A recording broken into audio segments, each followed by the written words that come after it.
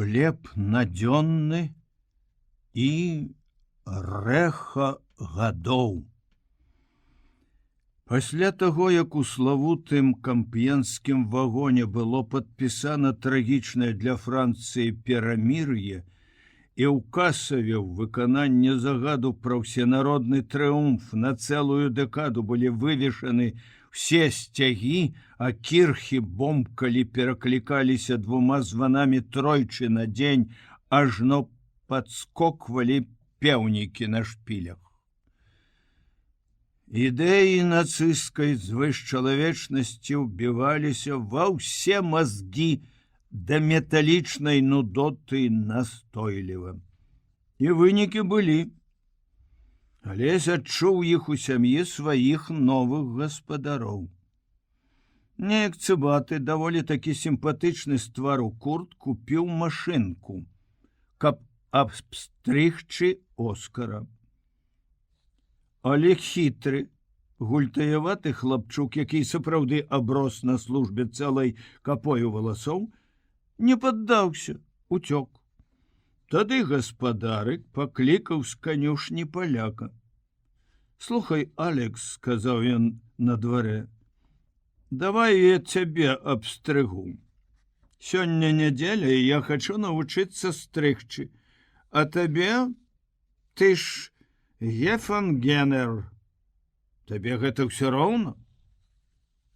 Уражаны, можа, не столькі самой прапановай, як тонам, самым сур'ёзным тонам, якім яна была выказана, Груневіч паглядзеў на блазнюка і, не сказаўшы нічога, пайшоў у канюшню. Дух часу загаварыў у Курце больш энергічна. Праз некалькі мінут ён зноў паклікаў палоннага на двор да самага ганка, працягнуў яму в адной руцэ боты, у другой шчотку і баначку крэму і, як мог суровей, загадаў пачысць. Але як след і хутка. Гэта не ўсё. На Курце былі ўжо не тэніска і нармальныя штаны, а форма Гітлер-Югенда. Няпоўная, праўда, без шапкі і ботаў, але ж з галоўным, са свастыкай на павязцы. Высокі плячысты юнак у палапляных вайсковых неданосках, дарослы, начытаны, біты жыццём мужчына, але стаяў перад немчыкам, успёршыся на вялікія васьміраговыя вілы, спачатку звёўшы густыя светлыя бровы, пасля з усмешкай на поўных, падкрэсленых абадочкам губах. Успомніўся афіцэр эсэсавец на турэмным двары перад натоўпам палонных, з выгляду мала старэйшы за Курта. І ты ўжо тузаў бы за акрываўлены бінт. Ці толькі яшчэ рагатаў бы, як тыя, і ў чорным, і ў светла-карычневым. Так, слухай ты, пачаў Груневіч. Запомні ты сабе, мой милый друг. Гаварыў на дзвюх мовах адразу. Лягчэй было именно так. Я для цябе толькі салдат. І больш ты да мяне з такім свінствам ніколі не лезь. Зразумеў? Спытаўшыся, адказу не чакаў, пайшоў назад у канюшню.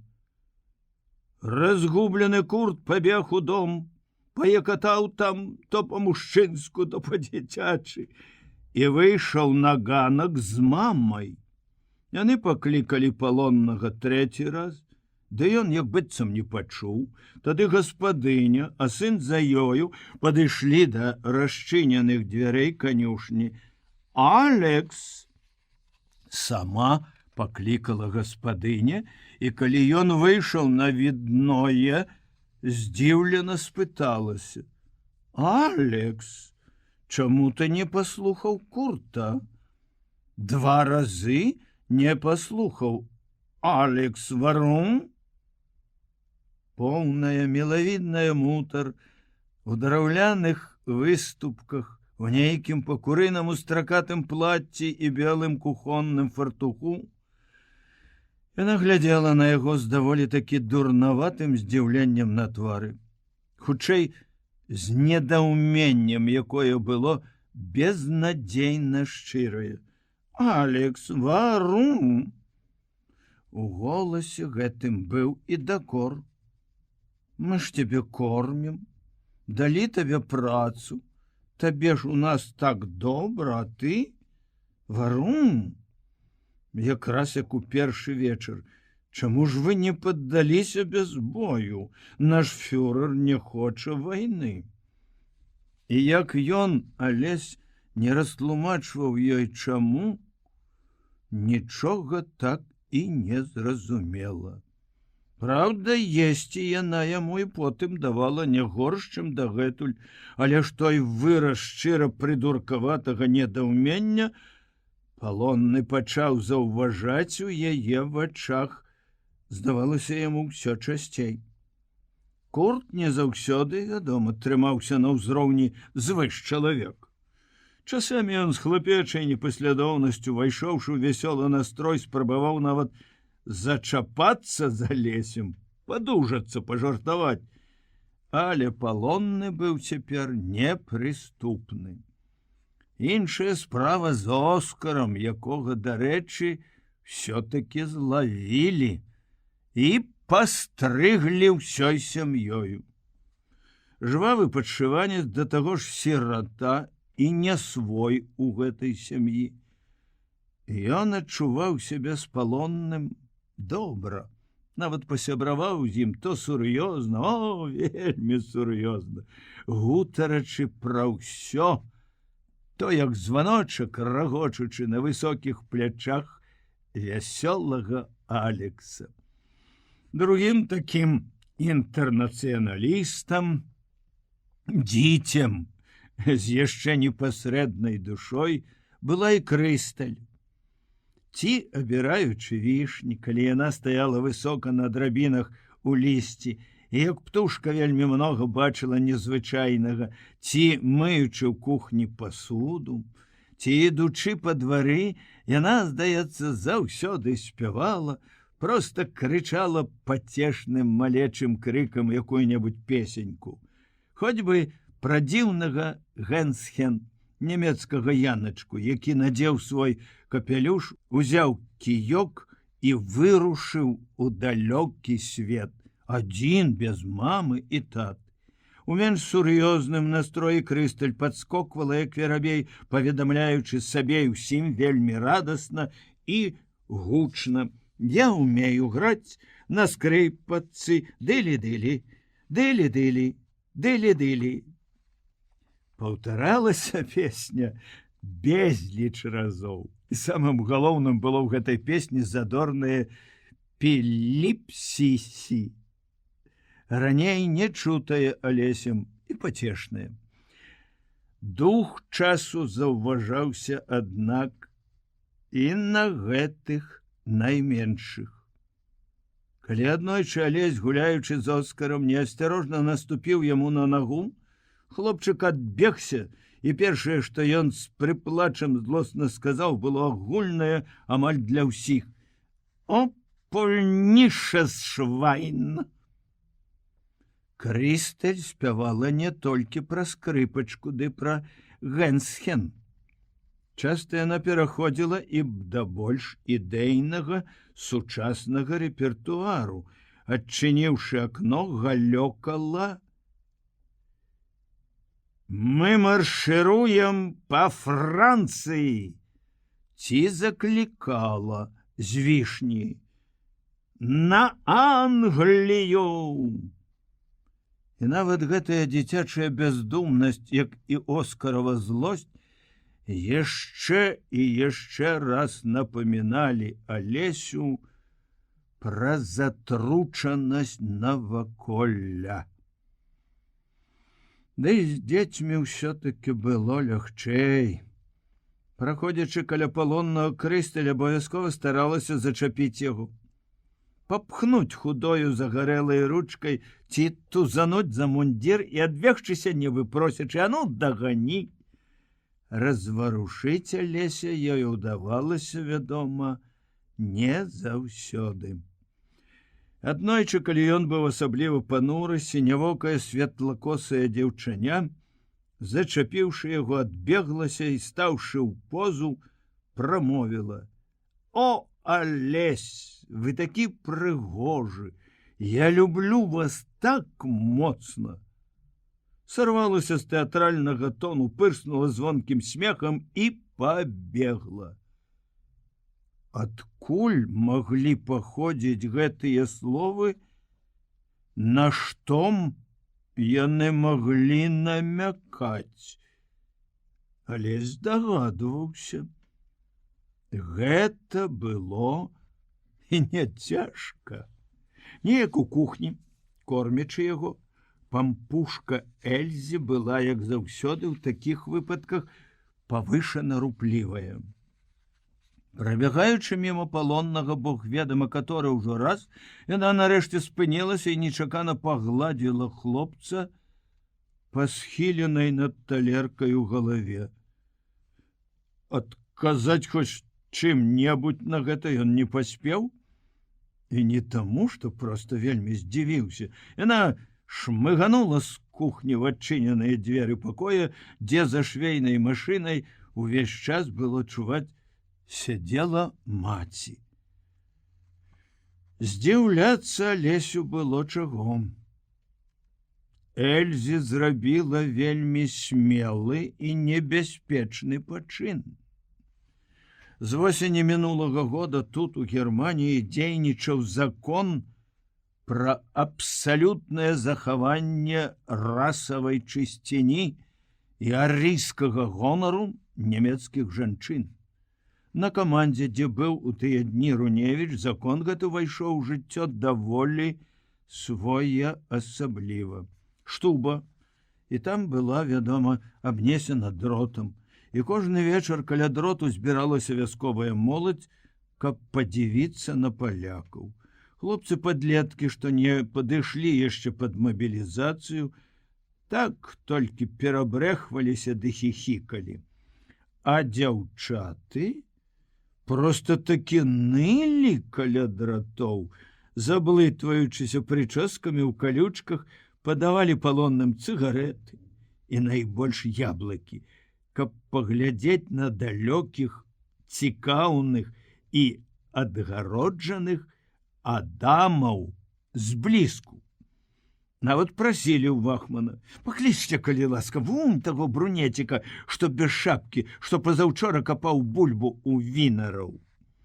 Вахман клікаў, брунет падыходзіў, збянтэжана ўсміхаўся, пазбаўлены магчымасці і наступаць, і абараняцца словам, а маладзенькая дзяўчынка, яшчэ адна Ева, глядзела на яго зусім прастадушна, таксама моўчкі, не зводзячы вачэй, а потым працягвала праз дроту руку з вялікім і румяным яблыкам, відаць, прынесеным персанальна.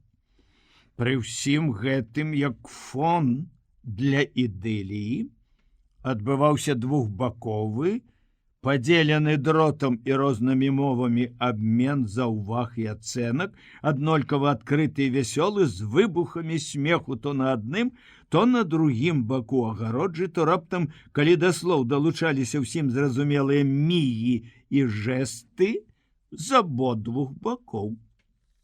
На мігі і жэсты вялікі майстар быў Вахман Пауль, нядаўна мобілізаваны вясковы дзядзька, вельмі рухавы каля жанчын, смяшлівы і недурны. Неяк увечары ён увайшоў у штубу з лістом паперы, крыкнуў «Ахтунг!», пастаяў, паглядзеў на паперу, пачухаўся, плюнуў і пачаў тлумачыць змест яе па-свойму. Спатрэбілася толькі 4 словы: «Поляк», «Дойче Марушка», і Гітлер.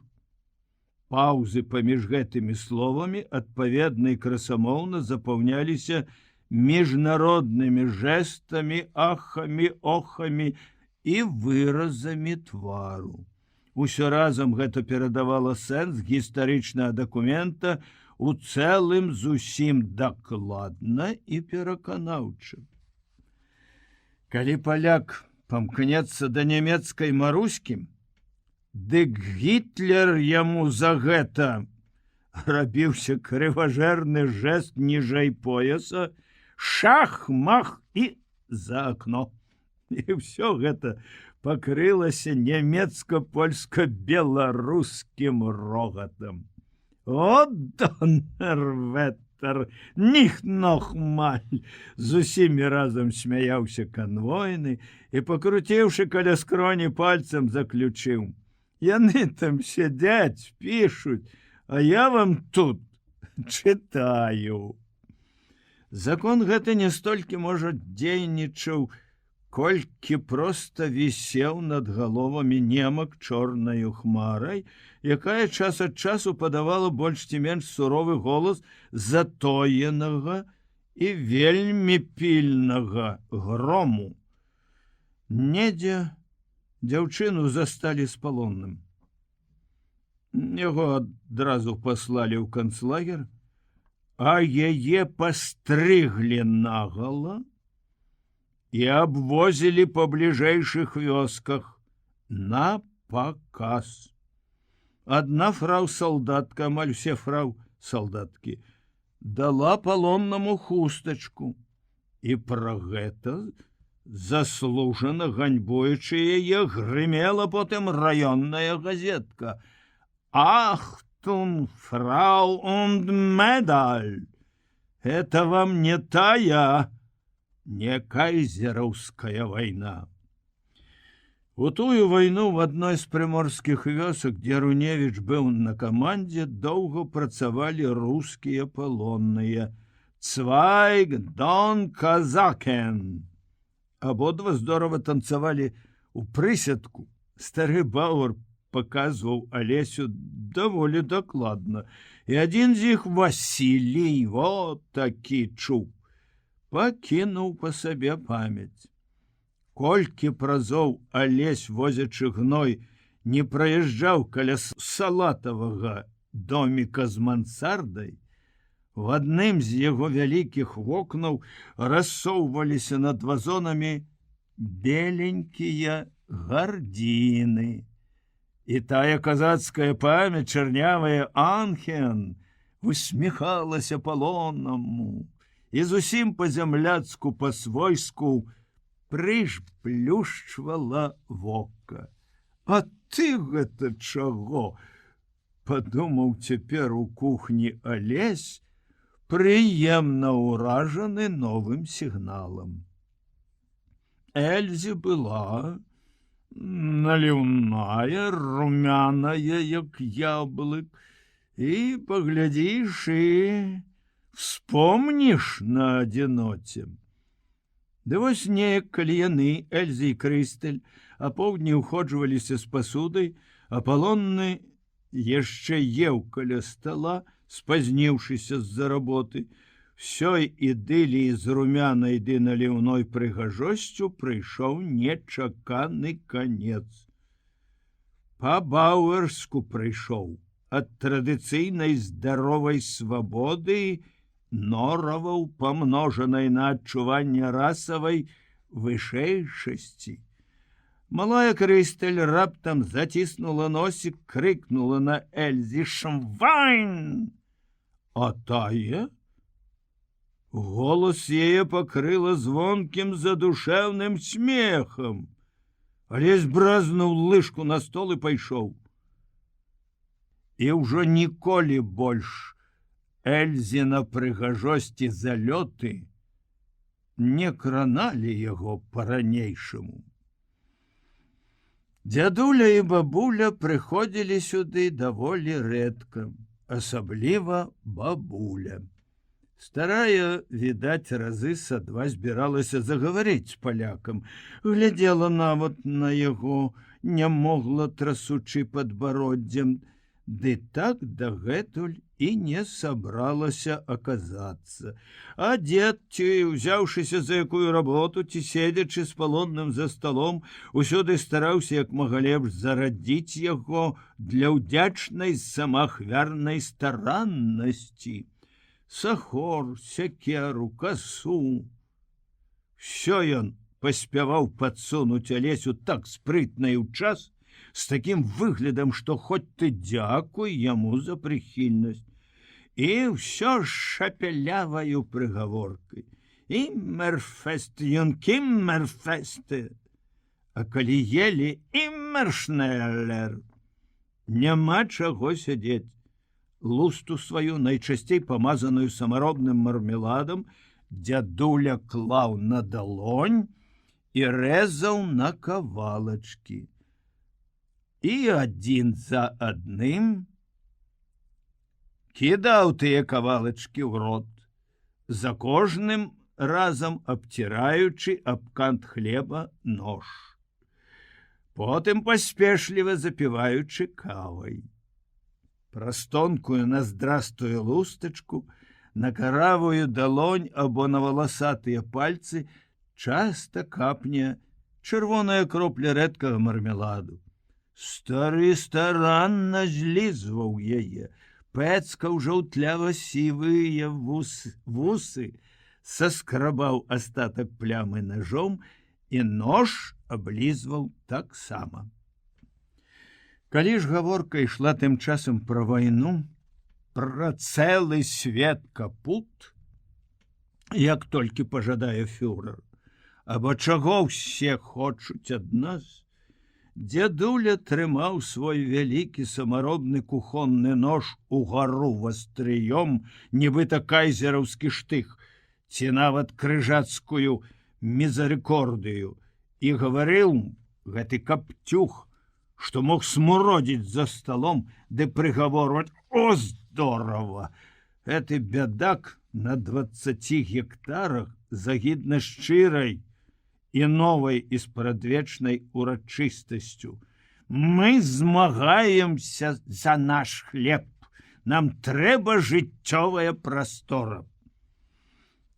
Крывавы пісях мармеладу з куточка рота поўз на дрэнна паголены старэчы падбародак хама, якому все, як плануецца фюрэрам сусветным маштабе, павінны служыць.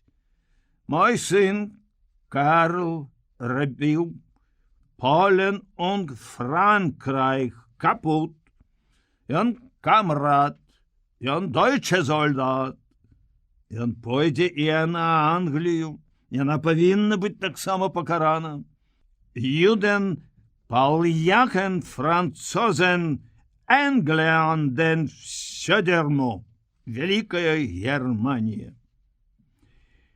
Пад гэткае плявузганне Алесь нечакана і вельмі выразна ўспомніў аднойчы сонечны бераг польскага мора, зацішак пасля кананады. Ад іх кулямётнага гнязда над абрывам на букавым узлесе немцы былі за нейкі кіламетр, на могільніку, які далей ад берага пераходзіў у парк. Неяк уранні, калі заціхла чарговая артылерыйская апрацоўка польскай лініі, некалькі немцаў выйшлі з могілак да вады пакупацца. Голыя, сям-там прыкрыўшыся рукамі, здалёк амаль поўнасцю зліваючыся з пясчаным фонам, зліваючыся весела, в насмешку з праклятых палякаў, зноў прыглушаных, убітых у зямлю агнём.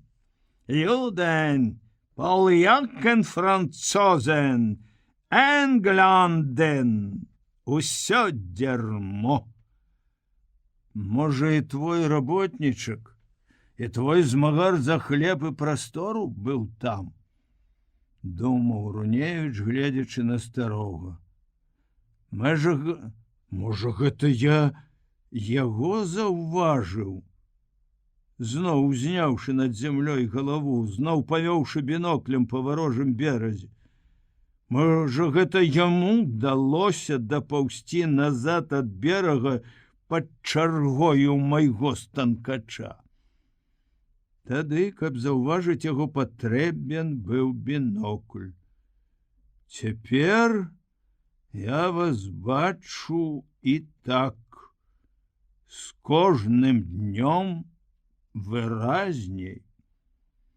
Алесевы думкі ўсе былі на радзіме дома больш, чым раней. Назначаны для ўцёкаў дзень поўз да яго павольна, аднак і няўхільна. І часта хлопец, думаючы пра немцаў, якіх бачыў навокал, успамінаў цяпер бутрымавы словы. І людскія, і нелюдзі. На ліха вы мне, немцы, на ліха вы мне тут.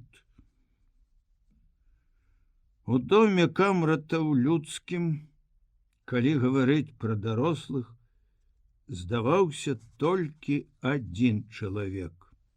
Это быў стары батрак з дзіўным для Руневіча, як быццам славянскім прозвішчам Ракаў. У доме Камрата ўсе ад Оскара да дзядулі называлі яго без іроніі гер Ракоў. Стары гэты жыў недзе на іншай вуліцы, у нанятым пакойчыку, удваіх са сваёй старэнькай фрау, якая, ён казаў, глядзіць дому і таму ніколі не паказваецца сюды на месца мужавай работы. Гер Ракоў быў прышлы работнік, і толькі для працы ў полі. Неяк загадкава для Алеся салідны, нібы ён быў калісьці вялікім чалавекам. Тады набраўся культурнасці, для паўнаты якой не хапала, здаецца, толькі гальштука, нават за плугам ці з касою. Гаварыў стары ціха, на мясцовым плаце, ад чаго гаворка яго злівалася для Алеся у амаль незразумелае, манатоннае, але не злоснае бурчанне. Аднак у найбольш адказныя моманты, хочучы, каб палонны зразумеў яго, гер Ракаў мог і паўтарыць тое самае, ды яшчэ на Hochdeutsch, у меру сваёй магчымасці выразна.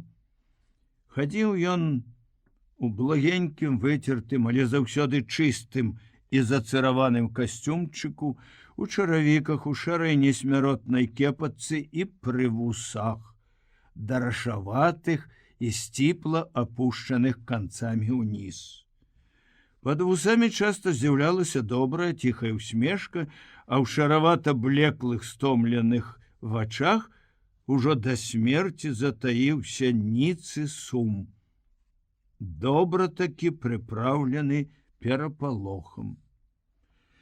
Гэтыя вочы даволі хутка прыпомнілі Алесю чытанае калісьці. У старой беларускай газеце бойкае апавяданне невядомага аўтара, засакрэчанага ініцыяламі. Там нейкі дзядзька, як заўсёды стомлены, размарыўся ў царкве дрымотай і заснуў у зацішным кутку. Ніхто не заўважыў яго.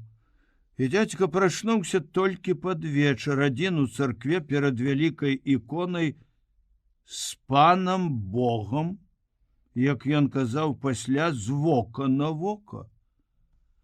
І пачалася ў іх размова пра жыццё, і пра часовае на грэшнай зямлі, і пра вечнае на небясі. Абараняючыся ад праведных боскіх папрокаў, мужычок узмаліўся: «Пане Божа, то ж колькі бунту маёй душы, столькі і пуду у нагах». Такое вельмі пасавала і да гера Ракава. Бунт у ягонай душы быў, Працуючы ў полі, асабліва адны без курта, Герд, Ракаў і Алесь знаходзілі ўдосталь часу пагутарыць на розныя тэмы.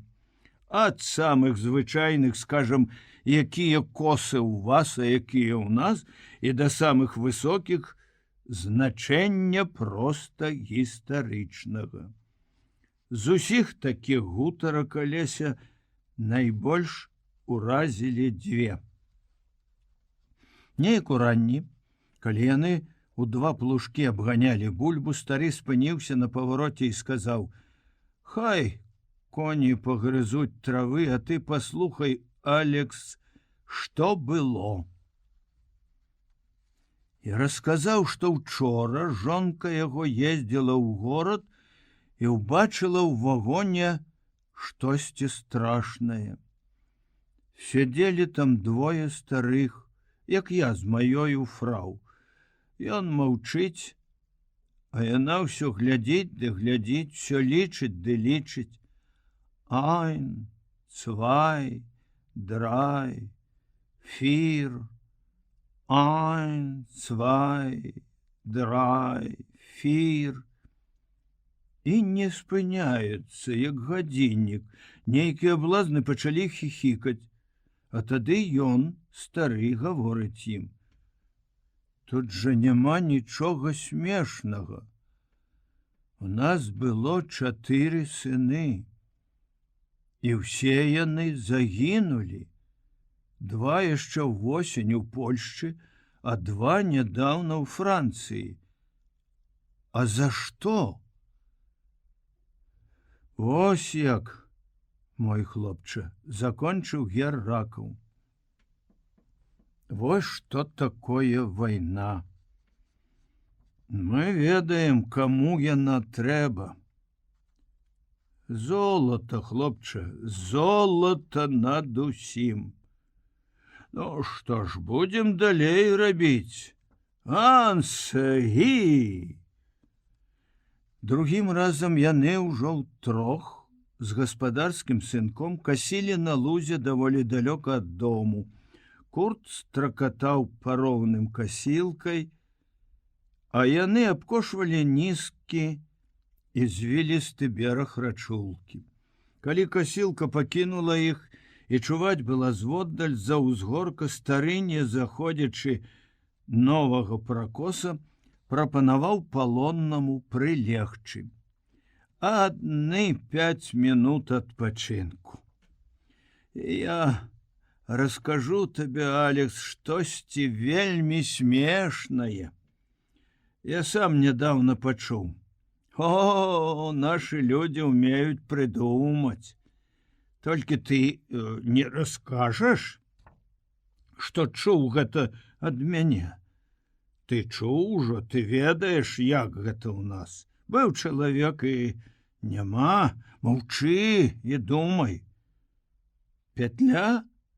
Сякера? Заксенгаузен? Людзі знікаюць, хлопча, і след прападае. Ну, то пачнём. Тут Гер Ракаў даў яшчэ адзін доказ свае загадкавай саліднасці.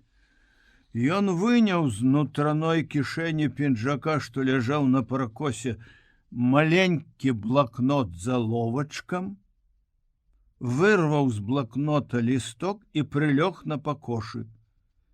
Лажыся, Алекс, і глядзі. Я буду рисаваць. Не, я буду гаварыць паволі і на Гохдойч. І буду яшчэ пісаць. Ты зразумееш, слухай. Фюрер пайшоў да варажбіткі, якая варожыць па літарах. Напісала яна вось так. Ён паволі друкаванымі літарамі вывеў на лістку Гітлер. Напісала і чытае па літарах. Тут у стале ляжыць рэвалюцыя. Не, крикнул фюрер, это зусім немагчыма.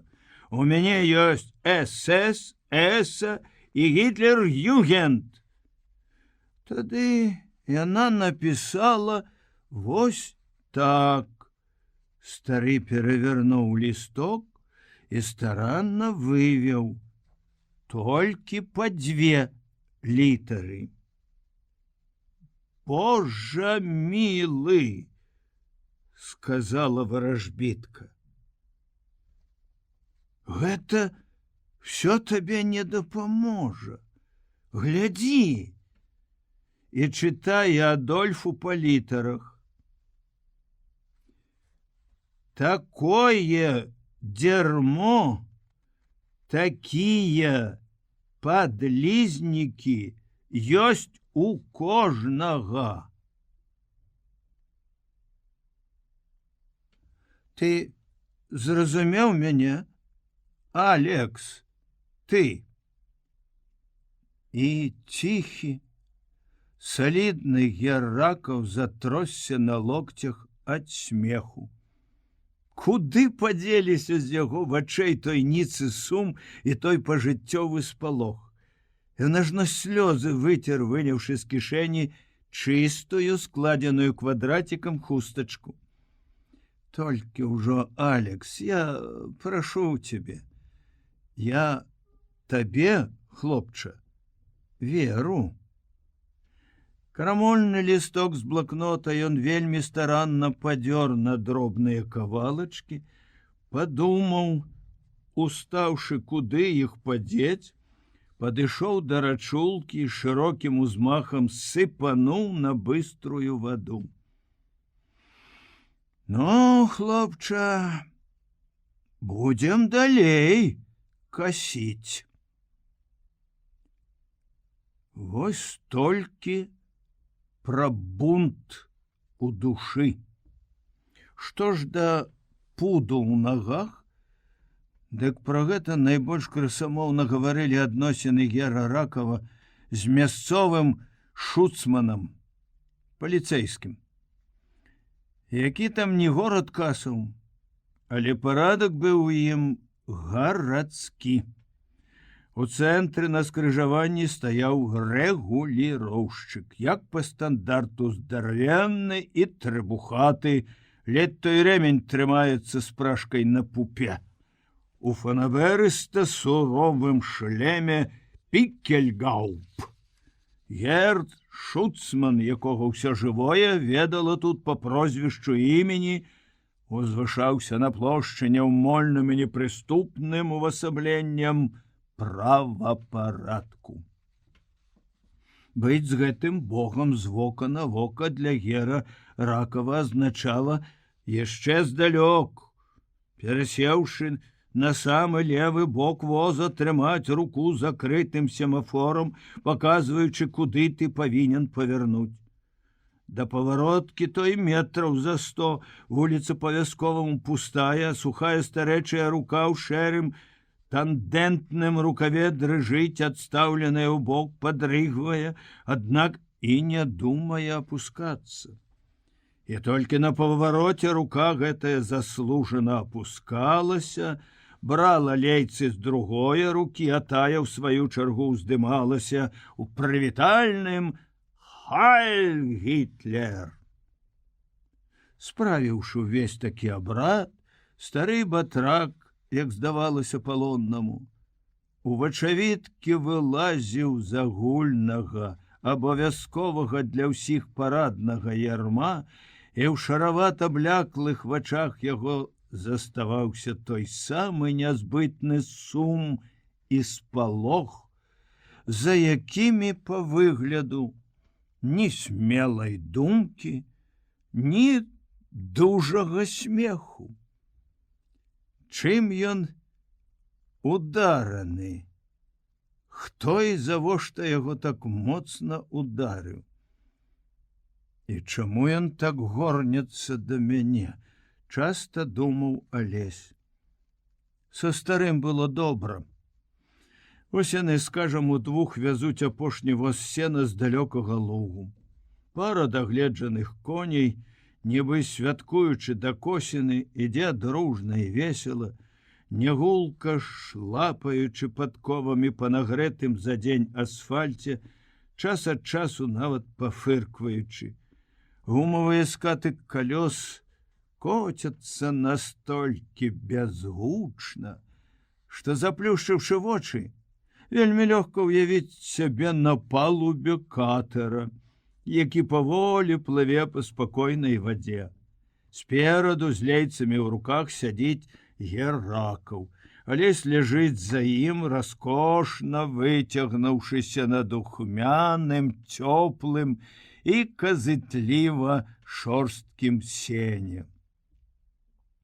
Клёны абапал шашы растуць дзвюма суцэльнымі сценкамі. Галлё, праўда, не злучаецца над шашою, і даланястае лісце не чапае чамусьці сена і людзей, а толькі варушыцца воддаль. Ды, мусіць, і не варушыцца нават, так ціха. У вузкіх зялёна-ажурных проймах лістоты паміж дрэвамі справа распоразу бясконца паказваецца вялікае барвова-стомленае сонца, што не заходзіць яшчэ, ўсё збіраецца па дабраце з-за любасці да ліпнёвых прастораў. На зямлі за прысадамі каласіцца, цвіце, зеляней залаціцца багатая спеласць, а небам плывуць таксама небы па-святочнаму, не спяшаючыся лішне, ласкавыя аблокі. Стары рабацяга, не надта турбуючыся, слухаюць яго, разумеюць ці не, час ад часу бурчыць сабе штосьці, хутчэй за ўсё прагрэсіўнае. А ты думаеш пра сваё. Так, Алесевы думкі цяпер як ніколі, здаецца, дагэтуль усе па радзіме, на радзіме. Што? Што вы кажаце? Ён не мог не спытацца, бо Геракл ажно павярнуўся, хочучы штосьці паведаміць. Алесь прыўзняў галаву, пільна прыслухаўся і пачуў: жыта жаць пачалі. Ага, вон жняярка, бачу. А прыгожа як, хлопча, бачыш? Нямецчына прыгожая, вялікая, ого! У 27-м годзе, памятаю, я... Ага! Кіўнуў галавою Алесь. Да і сам расказчык, не перастаючы бурчаць, зноў павярнуўся да коней, нібыта поўнасцю раскрыўшы ўсё, што было на душы. Апалонны падумаў спачатку: яна, дзядзька, і сапраўды прыгожая ды вялікая, і ты, як малое, захапляешся ёю ад чыстага сэрца, хоць яна табе нават градкі адной не дала. За тваю працавітую чалавечую ціхасць. Пасля в Алесеву душу новым павевам гаючай свежасці дыхнула надзённая, найважнейшая.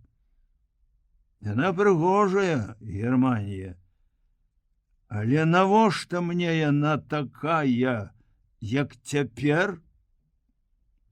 Вярнулася пытанне з яшчэ большай, як дагэтуль, сілай і натуральнасцю. І людскія, і не людзі. Навошта вы мне ўсе? Для рабства? Не. І ён задумаўся пра іншую, пра далёкую, родную прыгажосць. Зажынаюць па звычаю толькі ў цотныя дні, у аўторак, чацвер і ў суботу. Маці зажала ў чацвер пад вечар. Прынесла з поля і паставіла на покуце тонкі снапок. Здаецца, яшчэ ўсё моцна нагрэтага поўднем калосся. А на загоне засталіся начаваць лапінка свежага ржышча, 2 пасмы жыта, паложаныя накрыж, а на саламяным крыжы лустачка хлеба з соллю. Заўтра прыйдуць жанцы. Алесь яшчэ не жанец, яго пакідаюць дамаўніком. Яму, праўда, ужо 14 год, але маці, нягледзячы на схілах 6-го дзясятка, яшчэ ўсё маладзіцца, лічыць яго малым. Ды і дома трэба ж такі каго-небудзь пакінуць, і сад, і хата, і жывёла прыйдзе з пашы. І вось яны ўранні жнуць: маці, Толя, іх парабак Іван і суседава дзеўка Марыля. Жанчыны гнуцца ды разгінаюцца лёгка. Нават і мама. Абы толькі ногі мае не балелі так моцна. Сярпы ў іх руках, што жывыя, шарк, і жменем. Пачэпіць сярпом пад каласы. Уздыме цяжкую жменю перад вачыма над нівай і паложыць на перавясла. Яшчэ раз, і сноп. А за снопом другі, трэці, чацвёрты. Захочаш напіцца, азірнешся на збану цянёчку пад снапамі, а ён ужо вундзе, далёка. Марыля воткнула серп у сноп, поправила хустку над вачыма ад сонца і памаленьку цып-цып-цып пайшла па ржышчы, асцерагаючы так папораныя лыткі. Як добранька ў мяккай баразне паміж бульбай. Бульба яшчэ ўся дацвітае, палеткі яе цёмна-зялёныя. Удоўж перамежаныя сівымі баразёнкамі. Як паласатая посцілка ці палавік, густа папырсканы зверху белымі і ліловымі кветкамі. Марыля стала ды паглядзела. У сенечкія людзі жнуць, толькі жмені калосся, ды белыя хусткі мільгаюць. А гарачэча вачэй не ўзнімеш. Пайшла зноў, пасміхаецца, як бульбяныя жывыя лісточкі мякка чапаюцца за калені. Падняўшы паліваны збан амаль да самых вачэй, нагбом нацягнулася ўжо не вельмі халоднай вады з кіславата-пахучым хлебным настоем. Нават мокрыя крошкі смачна плывуць ад размоклай лусты і самі проста глытаюцца разам з вадою. А назад, ідучы са збанам, спалохала на пожні коніка. Вялікі падла! Узняўся як самалёт і далёка такі сігануў над іржышчам. Ён, кажуць, добра бародаўкі скусвае. Прыходзіць у леную памяць. Ажно на руку сваю поглядела. Малая, загарэлая, блішчыць. Іван вясёлы, да і прыгожы, як цыганчук, які кучаравы і чарнавокі, трымае збан і просіць: ну, пацягні, Марылько, хоць глыток, колькі ж я піць буду? Каб узбэнчыло, я ж толькі што напілася, но я цябе прашу. Марыля здаецца на просьбу і, смеючыся, п'е яшчэ раз, абы адчапіўся. На, палягчэло. Ох, уздыхае Іван, хоць прылажуся ў тым месцы, дзе твае губкі былі. І, нацягнуўшыся, дадае: ой, да любок жа саладзей. І Марыля рагоча, задаволеная, трасучы пад новай ярка-квяцістай кофтачкай багатымі маладымі грудзьмі. Сярпы зашаркалі зноў. А конікаў гэтых і меншых і большых і немач іх ведае, ажно ў вушах ціскае. Пра што яна магла думаць, Марыля? Добрае жыта, але чужое, а ёй толькі 2 злоты ў дзень. А пад'есць хоць. І пад'есць хоць, не тое, што дома. Бацька з Захаром недзе там калоцяць сёння. Ну, што пазаўчора ўжалі на гары ды падсушылі. Калі сёння казмеля, дык Марыля расчыніць, вярнуўшыся. Мішка не дачакаецца. Мыць раздзела надоечы, хоць дзенькі, хоць ты плач. Мама нябожчыца прыгаворвала: пакідайце хлеб на бабовы цвет. А хіба ж зімою лягчэй без яго? Цяпер хоць шчавель які, ці кропля малака, ці ўжо і бульба скараспелка. А тут яшчэ і на сукенку ці на туфлі збяры. Яшчэ і смейся ды спявай, як тая Дуня Драчова, што на вяселлі сваім танцавала з падбоем на 5. Дык жа хоць на вяселлі. А мне ж ад Вялікадня ўжо 28. Толю 17 год. Гімназіст на канікулах, без шапкі, у белай майцы, дужы і загарэлы. І жнец нішто сабе. А потым глядзі ты. Так задумаецца, што ажно стане і глядзіць. Вылеты, татка, думае маці, бо і смяецца абы што якое, а то і замаркоціцца невядома чаго. Маці ўсё бачыць, хоць сама і тут, як заўсёды, такая сур'ёзная. Не адагнецца і завіхаецца спраўна і думае. Ёсць пра што думаць. Перад смерцю Мікола казаў, каб сыноў не вучыла, бо нічога сама не вырабіць. От сабе, класаў 4 ці 7, ды ўсё. Сам то і гаварыць няма чаго, вучыў бы хлопцаў. Ну так, а што ж яна? Хіба ж ёй прывыкаць гаспадарыць самой? Сяк так паднялася на ногі, крыху абжылася. Каторы ўжо год, як вярнуліся ў пустыя вуглы на голае поле. Сергей пісаў: «Памагу», і прыслаў адзін раз 5 чырвонцаў, а другі раз 3. А колькі ж болей прыйшлі. У самога сям'я. Ох, недарэмна гаворыцца, ўдава шалёная галава. Всё ў яе выйшла на выварат не па-людску. Трэба было не парабка наймаць. Добрых людзей не смяшыць, а свайго старэйшага пакінуць гаспадаром. А меншы ўжо хай бы вучыўся.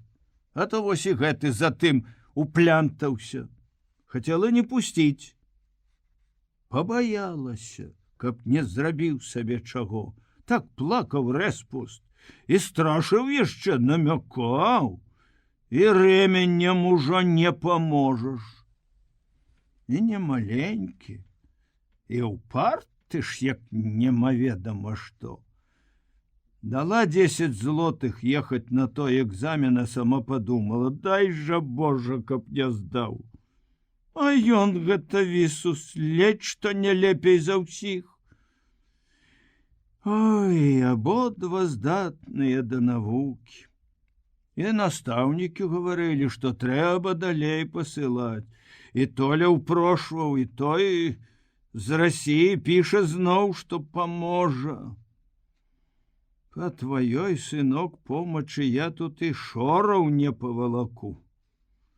Ужо ж і здароўе не тое. От дзе папалася, а?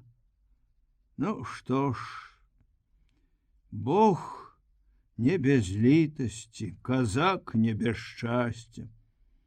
Паглядзім.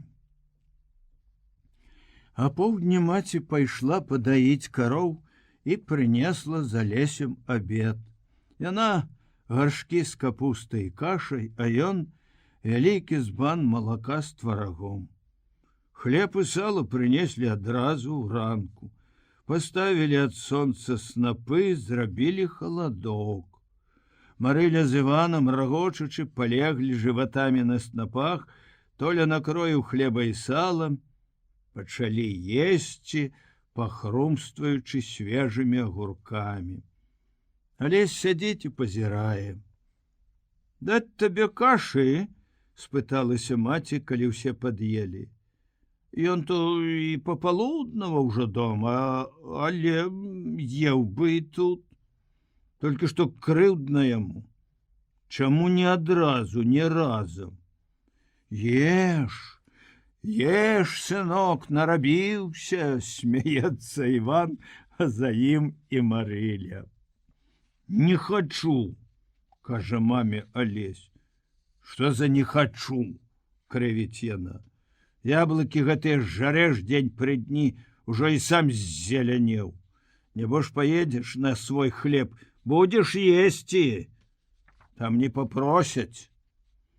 Улагоджаны такім міжвольным сурова-ласкавым намёкам, Алесь лажыцца на сноп перад гаршком, набірае поўную лыжку тлустай панцаковай кашы і, забыўшыся на сваё аднекванне, есць па поўніцы. А Толя, лежачы побач, шэпча яму са свайго ценька: «Иван Фёдорович Шпонька очень любил поесть каши со своими косарями». Шпонька поперхваецца кашай, хлопцы рагочуць. Эх, гэты Гоголь! Калі ж маці, Іван і Марыля заціхаюць, супачываючы ў цяньку снапоў, Толя подсовывается да Олеся и шепча: «Хочу с тобой поговорить про вельми важное для нас». «Ведаю я твое важное», — так само шептом отказывая Олесь. Яно на покуте лежит и называется «Сочинение графа Льва Толстого, часть 13». Калі яны ехали з города, Сергей даў ім некалькі кніжак. Все яны перачытаны ўжо даўно і ўдоўж і ўпоперак. Летась хлопцы пазычылі у суседняй вёсцы ў сваяка тоўсты том Гоголя. Пратрымалі яго аж дагэтуль, да і то не хочацца аддаваць. Алесь дык і яшчэ ім толькі дыхае. У школе, а для Толі у гімназіі былі польскія кнігі, а цяпер на канікулах іх не хапае. Прыходзіцца па некалькі разоў перачытваць тое самае, нават і сумнаватае. Не дзіва, што прысмокчваешся да Гоголя. А тут зусім нечакана Толя даведаўся, што ў глухаватага макарца у яго найменшай у пасынках хаціне ёсць на гарышцы цэлы куфэрак кніг. Макарэц набраў іх недзе, як гаварылі пры бальшавіках у панскім двары ці ў мястэчку. Всё ў тым куфэрку было. І часопіс Ніва, і стрелковый устав, і Толстой. Балдаты ўсё-такі яшчэ, шэпча Толя. З ім хочаш як найлепш, а ён... А што? Няўжо ты цяпер не пайшоў бы, не пачытаў бы? Это ўжо з дуру ці са злосці за балду, сказаў амаль у голас. І маці, што нібыта спала, аказваецца, з-пад локця. Куды гэта пайшоў бы, пачытаў бы, а? Хто з вас меншы, хто большы? Да хоты, Олесь! Пустыя гаршкі забяры, ды глядзі мне там не слух. Ну, Марыля, Иван, уставаймо. Калі зірнуць здалёк па-даросламу, І ў гэтага балды ды неслуха пачатак сталасці быў па-свойму складаны, нялёгкі. Вось ён, Алесь, зноў насваволіў. Дарма, што ўжо і форма куплена. Не толькі экзамены здадзены ў тую гімназію, дзе павінна пачацца змаганне за свой шлях у жыццё. Рабіў з хлебнага квасу, варэння і соды віно і разбіў паліваны слоік з вішнёвым варэннем. А маці нагадзілася з поля і сваёю суровай моцнай рукой адлупцавала яго як след. Застаўшыся зноў адзін, дамаўнік пакуль што нічога не робіць, не крышыць зелля свінням, не ідзе ўкапаць бульбы, а сядзіць у хаце нібы у знак пратэсту на падлозе спіною да халоднай печы і думае пра тую грубую гаспадарлівасць, што ўмее толькі біцца ды крычаць, і пра сваю другую маму. Пачалося праз Рыся Лясоту. Сынок багатага асадніка, летне на цэлыя 4 гады старэйшы за Алеся, Рышард прыйшоў у іх 7 клас суседняга мястэчка, дзе яго летась выключылі са школы за паводзіны. Бойкі і спрытны прыгажун Лясота самы вельмі хутка набіўся да Руневіча з дружбай. Толя ўжо быў у гімназіі, і Алесю, многім цяпер адзінокім, паддаўся спакусе дружыць са старэйшым. У Рыся гэтага заўсёды былі папяросы і грошы. Ён фундаваў і ліманад, і марожанае. Ён паказваў такія адкрыткі, нават цэлыя альбомы і часопісы, насіў у кішэні такія рэчы, ад якіх 13гадоваму Алесю было хоць і брыдкавата, але ж вельмі цікава. Рысь навучыў яго і курыць, і яшчэ больш, і лгаць, ахоўваючы іх таямніцы, навучыў таму, што хлапчукоў нармальна вясёлых і чыстых робіць схільнымі да падазронай адзіноты. Слізняк агідны. Захацеў потым нейкіх прысягаў з пацалункамі і слязьмі на вечную дружбу да самага канца. Дастаў кнігу пра нейкіх спліністаў. На патаемных сходах тых людзей, закаханых у смерць, усё напамінала пра галоўнае, і клуб іх, як дамавіна сярэдзіны, і сталы, як труны, і кубкі для віна, як чэрап мерцвяка. Чыя прыходзіла чарга, таго саджалі ў вялізны шкляны шар і апускалі на марское дно. Это было, як быццам, вельмі здорава паглядзець, што робіцца ў глыбінях, а потым, калі ад націску вады шар той лопне, памерці. Па прапанове Лясоты хлопцы вырашылі стаць спліністамі. Спачатку добра пагуляць, а потым Рысь украдзе дому пісталет, і ў назначаны дзень яны застрэляцца. Этых назначаных дзён было, вядома, некалькі, а пісталет прынесці Рысю ніяк не ўдавалася. А гулянне іх усяго і было, што ў папяросах, умарожаных у тых самых адкрытках ды шэптах. Толькі па нейкай інерцыі Алесь не стаў з выдатніка пасрэдным вучнем. Спыніўся к вясне дзесьці на палавіне дарогі, трошкі вышэй за Лясоту, і толькі чытаў, як заўсёды, запоем. Гэты запой і прычыніўся да канца сплінізму. Неяк на прадвесні школа ладзіла спектакль. Алесь, як часта бывала, іграў галоўную ролю і ў мястэчка павінен быў выйсці зранку. Ды ён чытаў якраз дзяцей капітана Гранта. І пасланцы, ці лепш сказаць, правершчыкі, засталі яго на апошніх старонках амаль зусім пад вечар. Па даручэнню дырэктара школы ім занялася пані Ванда, што кіравала і 7 класам, і самадзейнасцю. Свой урок гісторыю яна наўздзіў усім перамаўчала і толькі пасля заняткаў паклікала Руневіча ў настаўніцкі пакой.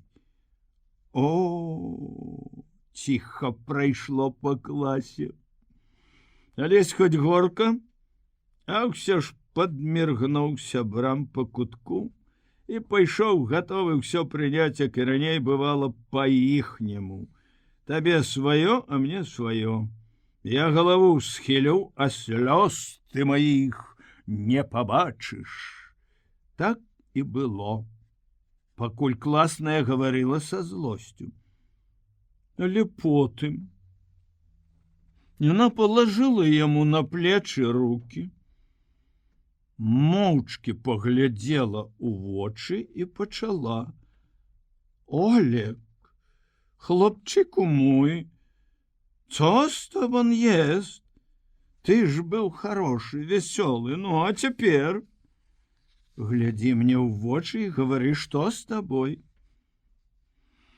І гэтае глядзі, і сумныя мілыя вочы зрабілі сваё.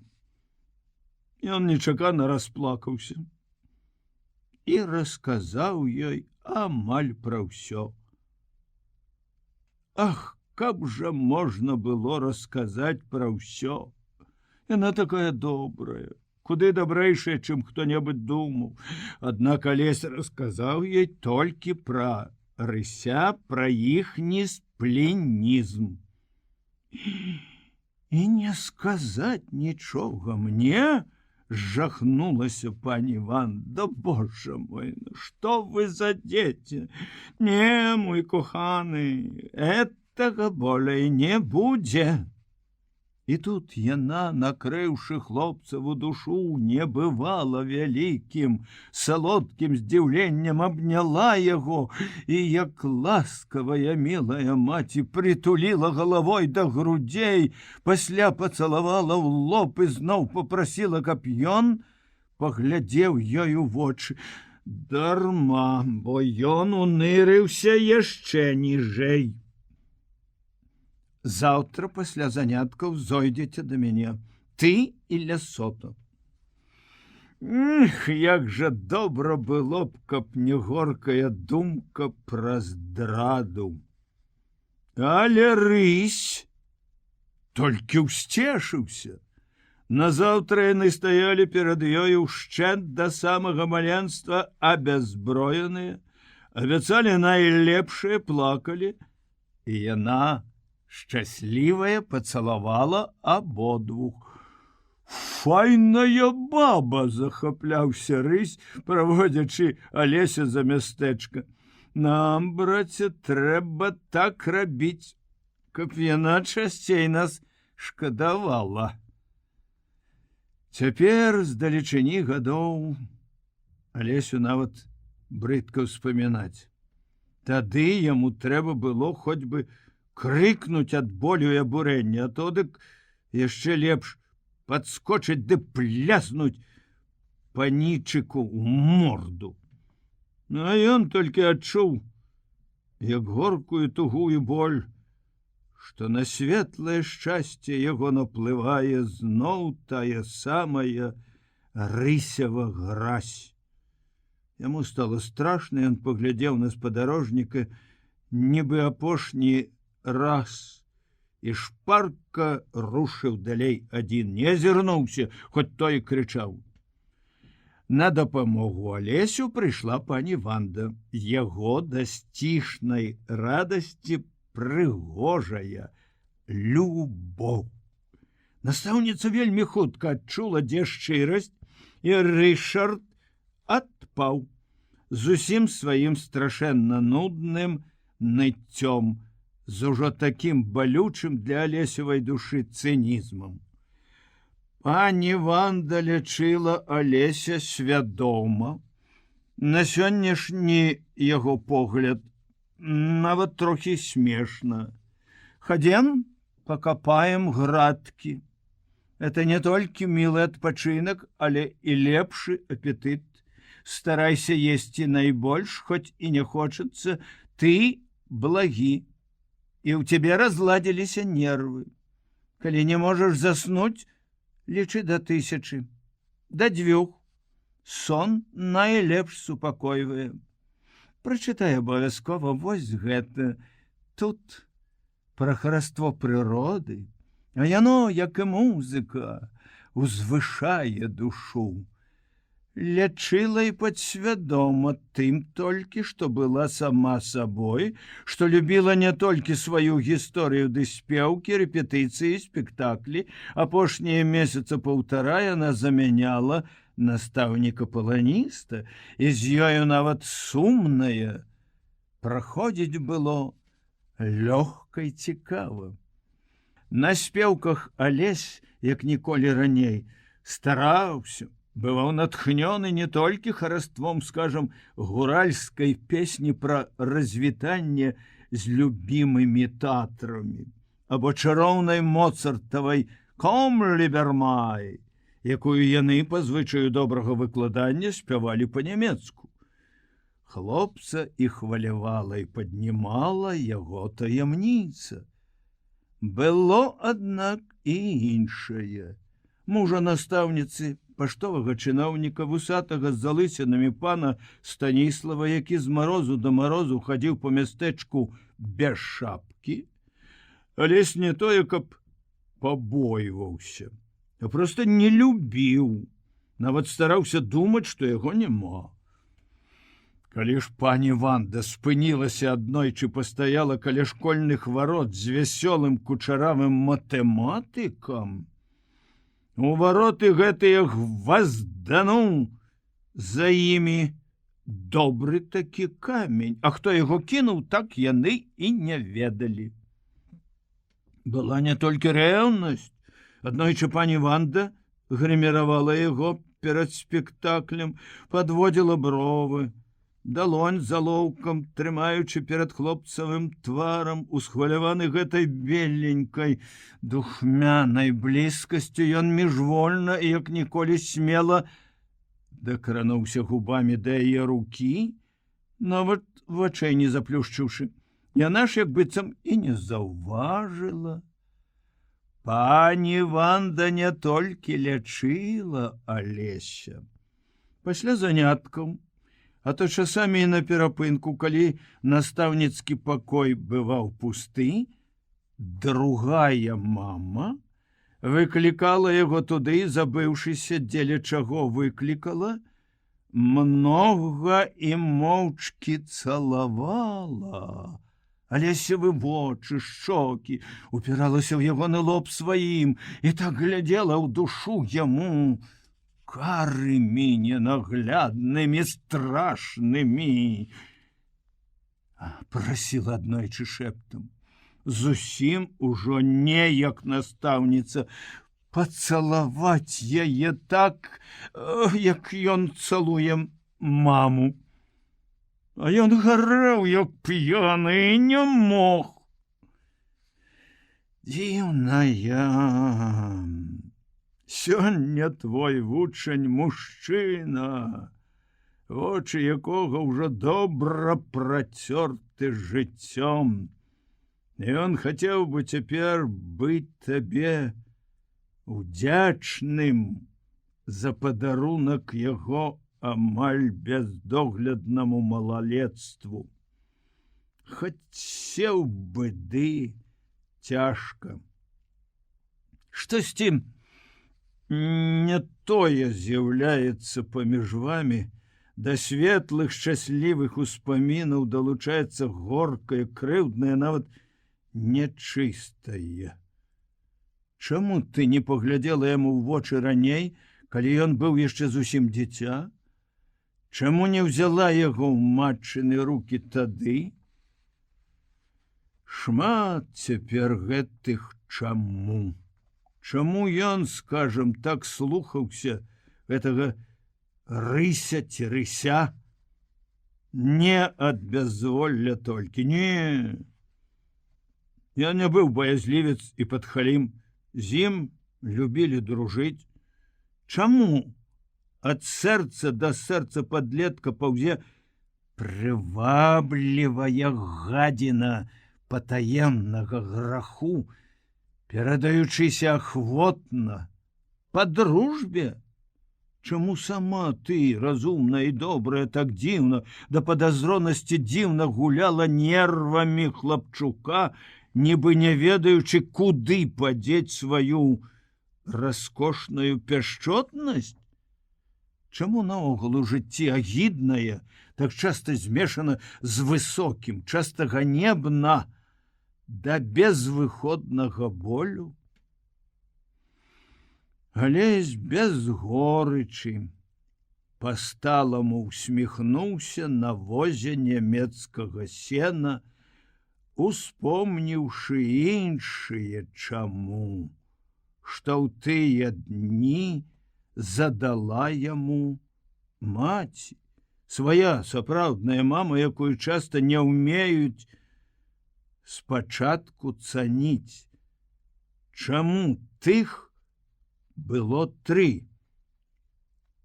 Аднойчы ён прыйшоў са школы ў новай кашулі, крэмавай з адкладным каўняром. На пытанне, адкуль яна, адказаў, што настаўніца падарыла. Чаму? Схлусіў, што хто яе ведае, можа таму, што вучуся выдатна ці за спектаклі. А неўзабаве з мястэчка прыехаў крамнік Моталы, добры знаёмы, попрасіў Руневічыху заплаціць за адрес на кашулю, якую ваш хлопец набраў, няхай здаровы носіць, разам з настаўніцаю пані Вандай. Чаму ты так зрабіў? Ён пачаў блытаць адразу і пасля, калі паехаў ужо Моталы. А яна, каб дабрацца да праўды, хутчэй взяла несмяротны бацькаў рэмень. Алесь ніколі не прасіўся, маўчаў па-рыцарску, па-казацку, як Бульбаў Астап. Але на гэты раз рыцарства не было. Было агідна, сорамна, і ён прызнаўся, адкуль гэты крэмавы ды шоўкавы каўнер пад Юліуша Славацкага. Прызнаўся скупа і асцярожна.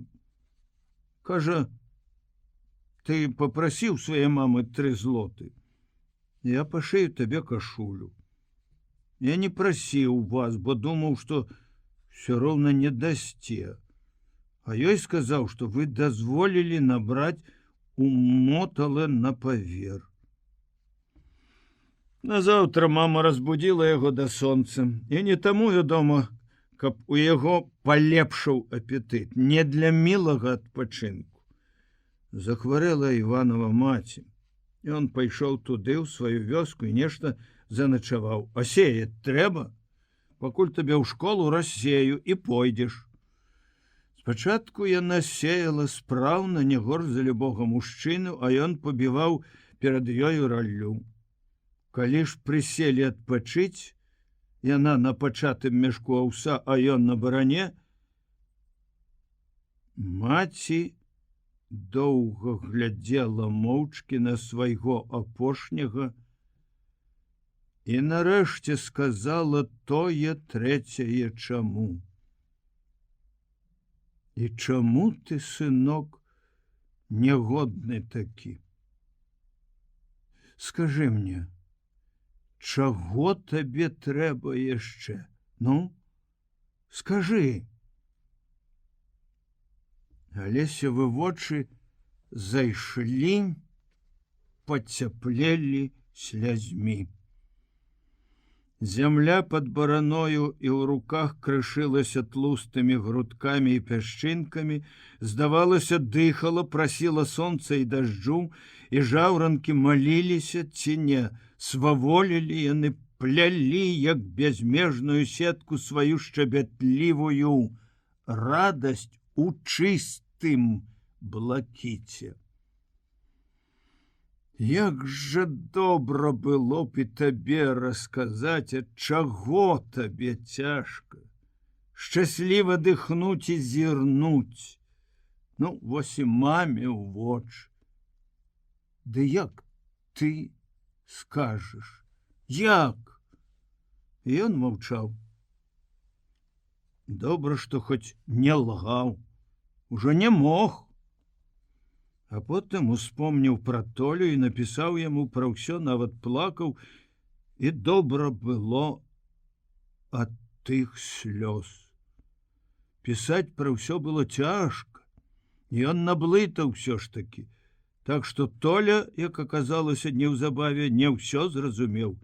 Дарагі мой Алесь, пісаў ён па-польску, каб жа я мог па-сапраўднаму ведаць, што замуціла так моцна пагоду твайго сэрца, каб я мог памагчы табе. Кінь ты гэтую погань, усіх гэтых рысяў ды шмысяў. А чаго трэба ёй, пані Вандзе? Не бядуй.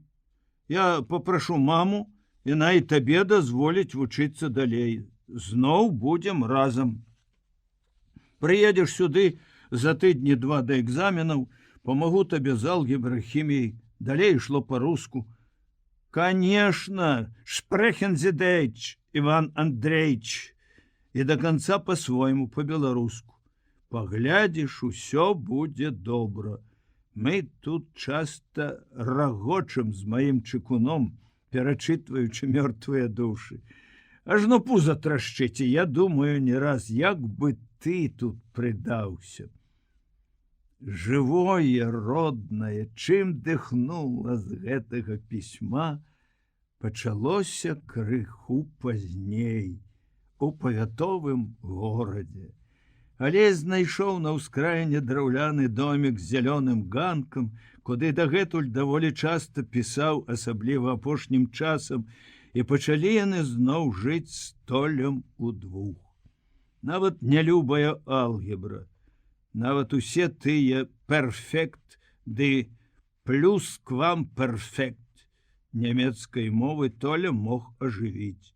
А што ўжо гаварыць пра іхнюю, скажам, гульню ў шашкі, як Чытчыкаў і Наздроў, пра гутаркі, пра іхняе утрох з Володзем Чыкуном бадзянне па маляўнічым гарадку, дзе ўсё было Алесю цікава. Засынаючы, стомлены працай і шчасцем, Алесь часта бачыў праз солад дрымоты, што Толя яшчэ ўсё сядзіць над кнігай. А то разбудзіць потым і цябе, каб прачытаць мясціну, падзяліцца ці смехам, ці хваляваннем. Дні непакою, упартай працы, боязь і хваляванне экзаменаў, а потым, як прынялі, вялікая заслужаная радасць перамогі. Маці прыехала па іх і ўсё-такі рада была, што ён здаў. І як жа добра было сустрэцца нават з іхнім возам.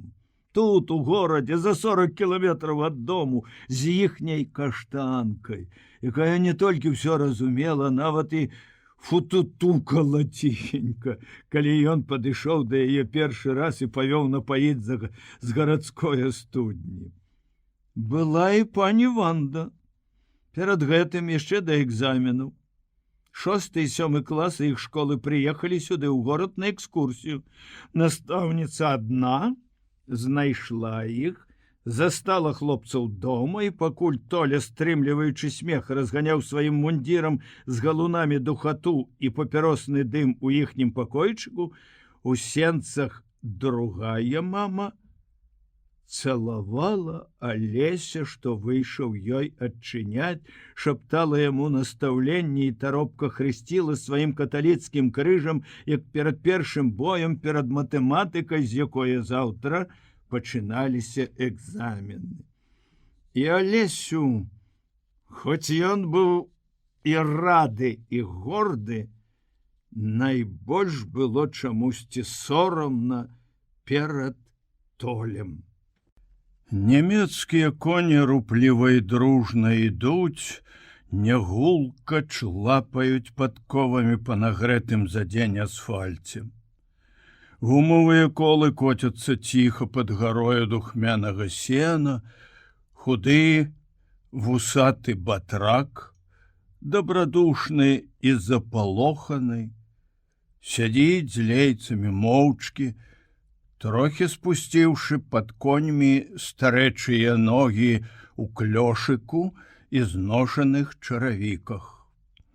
Палонны, што ляжыць за ім, маўчыць таксама ўвесь ва ўспамінах. Сонца садзіцца цяпер над чужымі прасторамі. І тут спакойна, велічна, абяцаючы шчасце спачыну па працы, чароўную цішыню. Не тое ўсё гэта, у думках гаворыць Алесь, няма тут чагосьці найбольш істотнага. Для чаго ты і знойдзеш патрэбнае слово, а то і не знойдзеш. Лёсе мой жорсткі, калі ж ты дазволіш мне зноў убачыць першыя мэндлі на ўзгорку за роднаю вёскай, адчуць ржаную духмянасць, пачуць сардэчную музыку жніўнай песні. Слоў там як быццам і няма. Жыве яна песня тугою і верай, жыве невымоўным да слёз хвалюючым сумам спрадвечнай і неўміручай паэзіі, проста сама для сябе, як куст шыпшыны, пяшчотна-ружовыя кветкі, якое цвітуць пры пясчанай журботнай дарозе, пакрытыя пылам. Як песня аўсянкі, не аднастайны, а невычэрпна тужлівы, салодкі, наіўны напеў над аціхлым пад вечар калоссем на ўзлеску. Чую яе, тую песню, лаўлю душою ў свеце маёй памяці.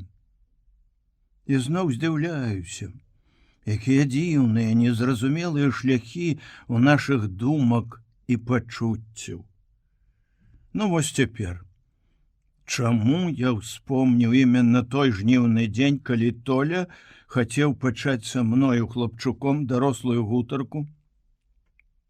Тую, якое я бяздумна не прыняў, значэнне якой зразумеў пазней. Чаму я бачу не тое, што адбываецца дома ў нас сёння цяпер, а бачу, як штосьці вельмі істотнае, Толю тых даўніх дзён, калі я пакрыўдзіў яго сваёю блазенскай няўвагай, калі ён адышоўся ад мяне з горкімі, невыказанымі думкамі сваёй сталасці. Вось ён стаіць перада мною, як жывы, як сённяшні той 17гадовы Толя гімназіст, які зносіць пад вечар снапы і, спыніўшыся воддаль ад іншых жанцоў, заслухаўся у жніўную песню.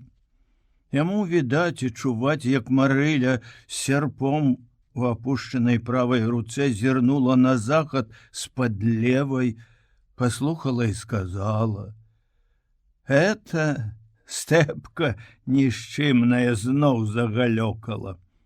Ах, галасок! Ажно з 20-го поля чуваць, і жней спявае, не адагнецца. Ды не стэпка гэта, думае Толя.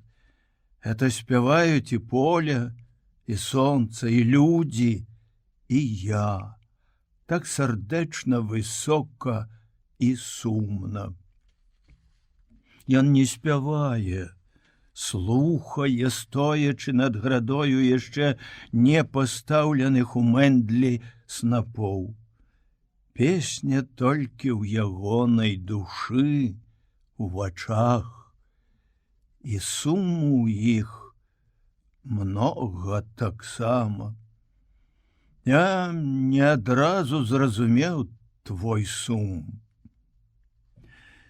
Праз 2 дні была нядзеля. Іван яшчэ досвіткам пацягнуўся з вудамі на ціхмень, а яны, прачнуўшыся на сене пазнавата, і таму, што дзень быў пахмурны, вырашылі да рэчкі не ісці, пакупацца дома, а тады найлепшае пачытаць.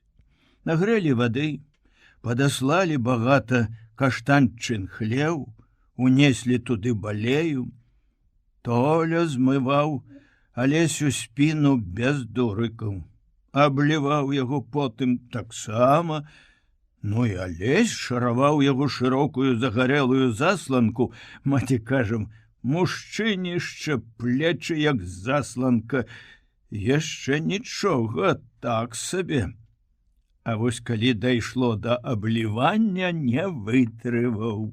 Узяў вядро халодненькае, не разбавіўшы шчыгуна, загнаў святога Анатолія ў кут, і як той рук не настаўляў, як не прасіўся, сказаў: «Цяпер мы з вамі пагаворым, кайся!» і пляхнуў.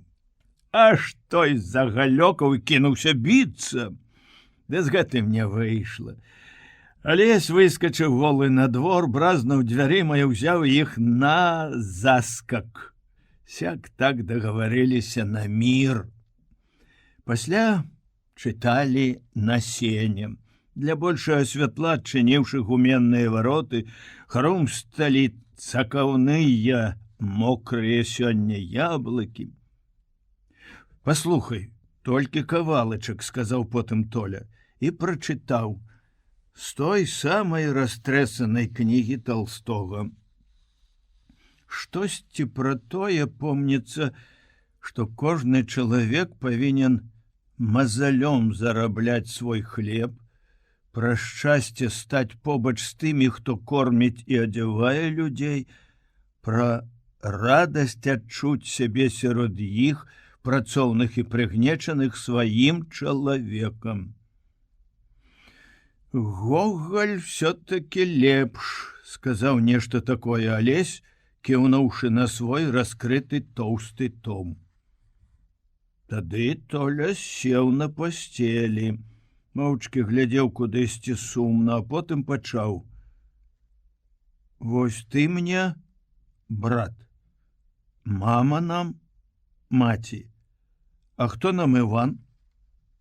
Я вучуся, а ён толькі на 3 гады старэйшы за мяне. Робіць на нас з табою хлеб. Ён нам у вочы як быццам нічога не кажа. Да я і сам разумею, што ён думае, што думаюць пра багацейшых бедныя. І праўда, заўсёды з імі. І камуністы кажуць так. Вось і ў Толстога пра гэта, і я табе не для смешачак прачытаў. Мне ўжо агоркла ўсё». Ён помаўчаў, па-свойму паглядзеў у нейкі дальні сум і дарэшты збянтэжыў Алеся зусім нечаканым і нават страшным вывадам. Абодвух маці вучыць не зможа. Не выцягне у яе ні гаспадарка, ні здароўя. Аднаму, которому вучыцца, што ім дасць гэта? Ён, напрыклад, не хоча разлукі, ды і наогул, галоўнае не ў гэтым. А вучыцца ім можна і дома, самім. І пра гэта напісана ў кнізе, якую ён ужо другі месяц чытае. Адну.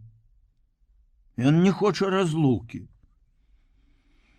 Прыехаўшы з гімназіі на свае першыя зімовыя канікулы, Толя здзівіў Алеся небывалым, нечаканым. Увечары, калі палеглі спаць, абняў яго і неяк вельмі ж сур'ёзна, казычучы вуха, шапнуў: «Як я рады, што прыехаў!» Алесю было тады проста няёмка, нават і смешна. Пасля ж, калі ён ад уласных злыбедаў дабраўся ў Толі ў гарадскі пакойчык, хлопец і сам неяк зусім па-новаму адчуў, што такое разлука, сустрэча, дружба. Падлеткамі мы сталеем, як і расцём вельмі хутка, думаў на возе Палонны. А ты, ён усміхнуўся зноў да далёкага брата, ты хацеў, каб я пасталеў табе проста адразу. Всё прыйшло ў свой час, і сталасць, і новыя расставанні. Што ж, няшмат ужо засталося, пакуль мы з Бутрымам збяром трохі хлеба і падамося туды, дзе кончыцца яна, найгарчэйшая з нашых разлук. Цяпер моя чарга прыйсці дадому. І я прыйду. Ну, а Толя прыйшоў да Алеся раней, другім пісьмом. За 3 дні да таго запаветнага вечара, калі яны з Уладзікам меліся выйсці. Прачытаўшы гэтае пісьмо бадай з той самай прагнасцю, што і першае, Алесь спачатку задумаўся, а пасля паказаў яго Бутрыму. Быў вечар, ужо без сонца. Яны стаялі каля штубы ў загарадзе, дзе таўклося яшчэ некалькі сяброў, якім таксама, хоць і стомленым, не адразу хацелася ў пыльную дахату на скрыпучыя мулкія нары. Стоячы тварам да дроту, Бутрым паволі чытаў вачыма, ўсё ж такі паварушваючы для самога сябе сухімі, бясколернымі губамі. Калі ён апусціўся позіркам па фіялетавых радочках слоў да апошніх «твой Толя», Руневіч спытаўся: «Што?» «Гэ!» — спакойна адказаў Бутрым. Алесь адчуў, як пахаладзела ўсярэдзіне. Праўда, адразу ж з'явілася маленькая добранькая думка, што Уладзік мог ляпнуць так проста, для складнасці. Бо яны ж яшчэ пастушкамі, кожны недзе на сваёй пашы, і самі гаварылі і чулі такое па 100 разоў на дзень. Але думку гэтую тут жа накрылі крыўда і злосць. Дык што? Табе пісьмо майго брата Г? Такім тонам, на самай мяжы апошніх слоў, пасля якіх ідзе мардабой, Алесь за ўсе свае 23 гаварыў вельмі рэдка, а ўжо за дружбу з Бутрымам не паспеў ні разу, але здаравілу свайго гэтым ён не здзівіў. Аво, надзьмуўся. Я пра тое, што брат не раіць табе уцякаць. Што ж ён думае? З мамінай печы, з-пад жончынай коўдры. Нам тут з табою, як кажуць, сядзі, будзе ды чакай, што будзе? А дудкі насядзеліся. Ведае ён, што гаворыць?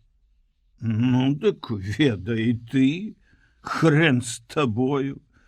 А я ўжо як-небудзь. Бутрым не дакончыў, магчыма, і не ведаючы, яшчэ не вырашыўшы сходу, што рабіць і казаць. А Руневіч і наогул замоўк. Яшчэ ўсё злосна ды пакрыўджана, палез у самога сябе. Моўчкі пасунуліся ў штубу, распрануліся, палеглі, павярнуўшыся да сцяны, Алесь па прывычцы, да сёння не вострым, не вельмі ведушчым вокам глядзеў праз краты на хмурае неба і шэраг бяроз, якія чагосьці сумна, нават у тон яго думак насцярожана з непакоем шапталіся. Перад вачыма зноў радкі, і я, і мама просім цябе, не рабі ты нічога сам, чакай хуткага вызвалення. Мы тут робім усё для цябе, што трэба. Днямі я паслаў у Маскву ў наркамат замежных спраў просьбу, каб за цябе пастараліся. І думкі горкія. Эх, Толя, Толя, як ты ўсё збунтаваў, пераблытаў. Як быццам я тады на возе сена не так сабе, а прадчуваючы нешта ўспамінаў цябе. І наогул і тое рашэнне пакінуць гімназію, якім ты быў, збунтаваў увесь мой свет. Пастой. Няўжо табе і сёння многае больш зразумела, чым мне? Я тады быў падлетак, уражаны, адразу здзіўлены, а потым і рад, і ўдзячны, што паслухаўся. Ну, а цяпер? Што мне рабіць цяпер?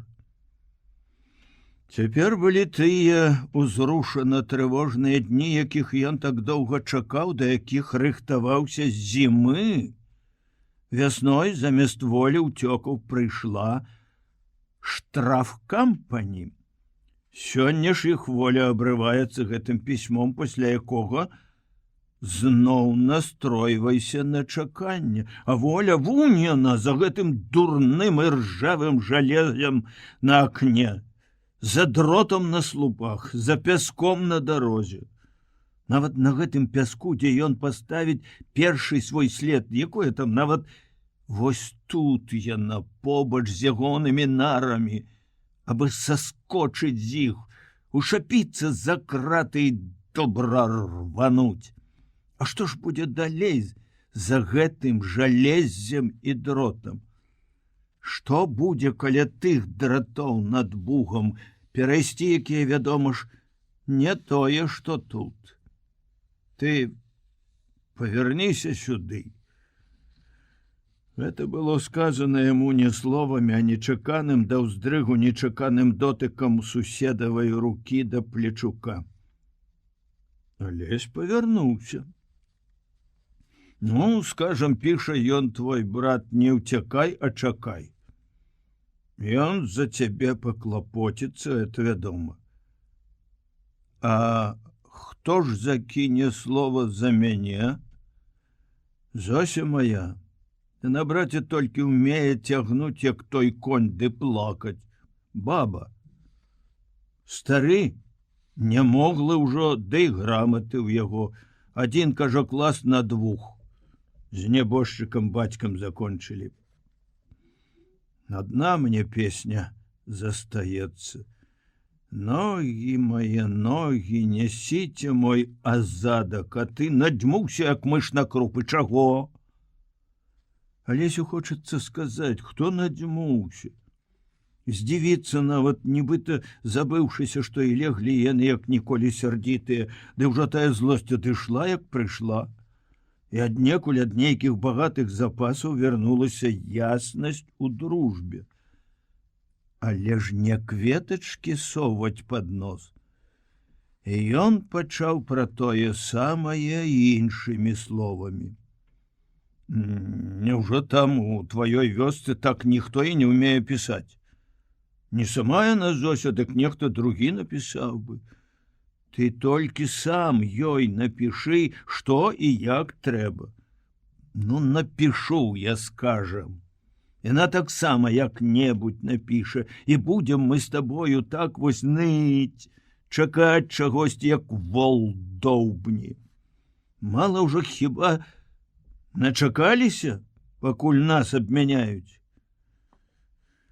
Алесь маўчыць, і ўладзік праз хвіліну пачынае зноў. А што табе ці мне пашкодзіць і прайсціся?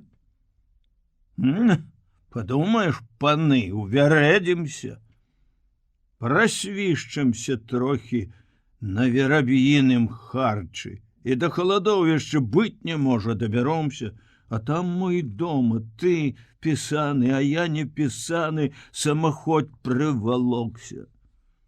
Няўжо ж мне скажуць, ідзі ты, бутрымок, назад, а потым мы цябе паклічам? Налесня проста маўчыць ды слухай, яму ўжо здаецца, што Ўладзік гаворыць і за яго.